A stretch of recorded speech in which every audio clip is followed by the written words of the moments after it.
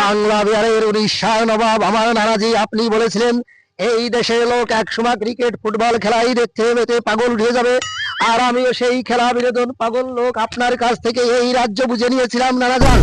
কিন্তু আজ যে অবস্থা দেশের আমি দেখতে চাই তাই যেরকম টেকনাফ থেকে তেতুলিয়া, মহাখালী থেকে বীরপুর সবখানে যেখানেই যাই ক্রিকেট খেলা শুরু হয়ে রাস্তায় যে জ্যাম, এই জ্যাম দেখতে দেখতেই আমার ক্রিকেট খেলার শখ শেষ হয়ে যায়। তাই আমি চিন্তা করেছি আপনি আমার বাবাকে পাগল করে এই রাজ্য প্রদান করেছিলেন নানাজান, আমি এই রাজ্য নেব না। আর ভাবছিলাম এই রাজ্য কেন আমাকে দিলেন, কিন্তু আমি এই যে দেশে নেই কোনো বিনোদন, যে দেশে নেই কোনো আনন্দ, সেই দেশেই আমি কি করব সেই রাজ্য নিয়ে নানাজান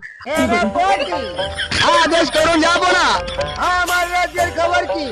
আপনি কি খবর রেখেছেন? আপনার রাজ্যের খবর কি?